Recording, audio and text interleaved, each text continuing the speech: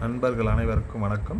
பலதரப்பட்ட நிறுவனங்களின் பாக்கெட்டுகளில் அடைத்து விற்பனை செய்யப்படும் மஞ்சள் தூள், மிளகாய்த்தூள், சாம்பார் பொடி, ரசப்பொடி, இட்லி பொடி, மசாலா பொடி, சிக்கன் மசாலா பொடி, மட்டன் மசாலா பொடி மற்றும் இது போன்ற பொருட்கள் கெட்டுப்போகாமல் இருக்க பூச்சிக்கொல்லி மருந்துகள் கலக்கப்படுகின்றன.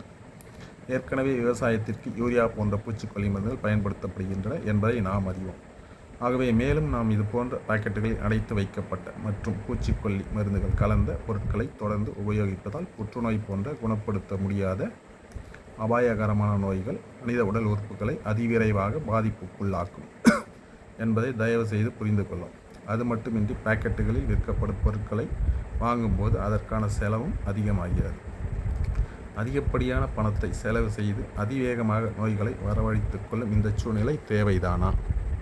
மஞ்சள், மிளகாய் மற்றும் இது போன்ற பொருட்களை வாங்கி சிறிது நேரம் ஒதுக்கி அரவை அளவில் அரைத்து பயன்படுத்தலாமே. உடல் ஆரோக்கியத்தை பாதுகாக்கலாமே. நண்பர்களே, சற்று சிந்தியுங்கள். இதனால் பாதிக்கப்படுவது நாம் மட்டுமல்ல, நமது குழந்தைகளும் நம் எதிர்கால சந்ததியினரும் என்பதை மனதில் நிறுத்துங்கள். ஆரோக்கியமே மிகப்பெரிய செல்வம். ஆரோக்கியத்தை காட்டில் மிகப்பெரிய செல்வம் இவ்வுலகில் வேறேதும் இல்லை. ஆரோக்கியமான வருங்கால செல்வங்களை வளர்த்தெடுப்பதில் பெற்றோர்களின் பங்கு முக்கியமானது என்பதை யாராலும் மறுக்கவும் முடியாது, மறக்கவும் முடியாது. நன்றி, வணக்கம்.